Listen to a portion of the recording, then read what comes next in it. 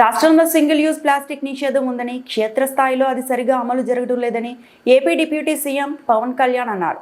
Plastic నిషేధంపై Guntur పశ్చిమ MLA Galla Madhav ప్రశ్నకు పవన్ సమాధానం ఇచ్చారు. ఒకసారి వాడిపడేసి ప్లాస్టిక్ వల్ల పర్యావరణానికి చాలా నష్టం జరుగుతోంది. అసెంబ్లీలో కూడా సింగిల్ యూజ్ ప్లాస్టిక్ నిషేధం అమలు జరగడం లేదు. ఫ్లెక్సీలను కూడా నిషేధించాలి, కానీ చాలా మంది ఉపాధి కోల్పోతారని ఆలోచిస్తున్నాం. బయోడిగ్రేడబుల్ ఫ్లెక్సీలు ఏర్పాటు చేయాలని సూచిస్తున్నాం. ప్లాస్టిక్ నిషేధంపై రాష్ట్ర వ్యాప్తంగా ప్రజలకు అవగాహన కల్పిస్తాం. అసెంబ్లీలో ఈ అంశంపై పూర్తి స్థాయి చర్చ జరగాలి. ఈ రోజు ఏమవుతుందంటే, మనం పాలు తాగుతున్న పశువుల కడుపులోకి వెళ్ళిపోతుందో, లేదంటే మనం తినే ఆహారంలో భాగం అవుతుంది. అలాగే ఇప్పుడు ప్లాస్టిక్ విషయం తల్లి గర్భంలో కూడా పశువుల కడుపులోకి పుట్టే పసికందుల రక్తంలోకి చేరిపోయింది. ఆంధ్రప్రదేశ్లోనే చాలా సందర్భాలు ఆవుల కడుపులో సుమారు 60 నుంచి 70 కిలోల ప్లాస్టిక్ తొలగించిన సంఘటనలు నమోదయ్యాయి.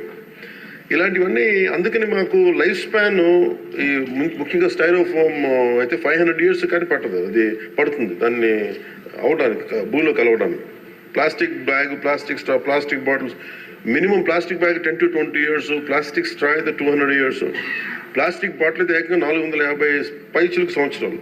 సో ప్లాస్టిక్ పూర్తిగా భూమిలో కలిసిపోవట్ల. అది మోస్ట్ డేంజరస్ ఏంటంటే చిన్న చిన్న ముక్కలుగా విడిపోయి మైక్రో ప్లాస్టిక్, నానో ప్లాస్టిక్స్ రూపంలో నేల, నీరు, గాల్లో ఇప్పటికీ ఉండిపోతున్నాయి. ఇటీవల అధ్యయనాల్లో కూడా ముఖ్యంగా తల్లిపాలలో కూడా మైక్రో ప్లాస్టిక్ ఉన్నాయని తెలియజేస్తా ఉన్నది. సో వీటన్నిటికీ సంబంధించి మేము ఒక నెక్స్ట్ 2-3 monthsలో చాలా ఒక డీటెయిల్ అనాలిసిస్, డీటెయిల్ ప్లాన్తో వస్తున్నాం అధ్యక్ష, ఒక యాక్షన్ ప్లాన్ తోటి.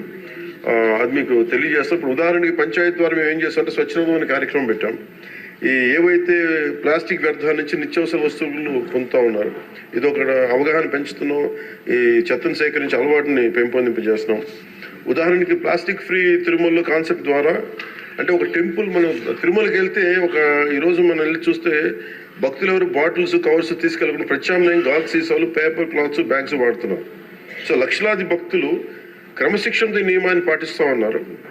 సో మన రోజువారీ జీవితంలో ప్లాస్టిక్ ప్రత్యామ్నాయంగా చెరుకు పిప్పి, తాటాకులు కానీ, వెదురు ఇట్లాంటి ఇత్యాది బయోడిగ్రేడబుల్ తోటి సేమ్ ఇదే తయారు చేసుకోవచ్చు. సో ప్లాస్టిక్ని నిరోధించాలంటే ముందుగా మూలాలపై దృష్టి సారించాలి.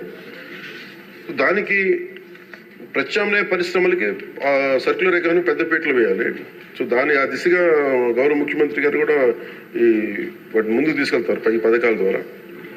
అలాగే పర్యావరణ పరిరక్షణ మా సహకారాన్ని అందిస్తా ఉన్నాం.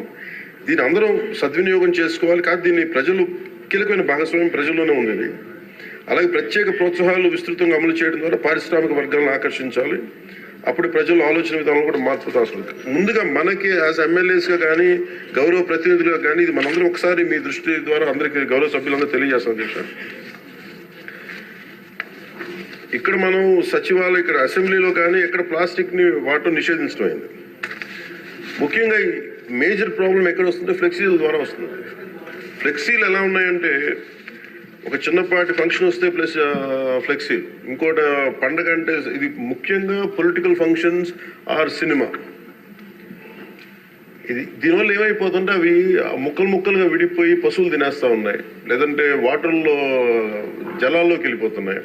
ఇది ఒక పెద్ద ఇష్యూ అయిపోయింది. అందుకని మీ ద్వారా గౌరవ శాసనసభ్యులు కూడా ముందు, గౌరవ ప్రజాప్రతినిధులు కనుక నిజంగా కొంత పాటించగలిగితే, అంటే ఫ్లెక్సీలు కూడా బయోడిగ్రేడబుల్, ఒకసారి ఫ్లెక్సీలని గత ప్రభుత్వం కూడా బ్యాన్ చేయడానికి ప్రయత్నం చేసింది. అది ఒక ఎంప్లాయ్మెంట్ ఇష్యూ అవుతుంది. చాలా మంది దాని మీద ఆధారపడిన వ్యక్తులు ఉన్నారు. అందుకని బయోడిగ్రేడబుల్ ఫ్లెక్సీస్ని ఎలా తయారు చేయాలని కూడా ఒక అఫీషియల్స్ కూర్చొని దాని మీద ఒక చర్చ జరుగుతుంది. దాని మీద ఒక పాలసీ రూపొందించబోతున్నాం. అలాగే లోకల్ బాడీస్లో, గ్రామ పంచాయతీల్లో ఇప్పుడు ఉదాహరణకి గ్రామాలు క్లీన్గా ఉంటే నిర్మల్ గ్రామ పురస్కారం ఎలా ఉంటుందో, అలాగే ఈ ప్లాస్టిక్ రహిత గ్రామాలకి ప్రత్యేక ఇన్సెంటివ్ ఎలా చేయాలని కూడా ఆలోచిస్తున్నాం అధ్యక్ష. ముఖ్యంగా స్వచ్ఛరథం ఇందాక మీకు తెలియజేశాను.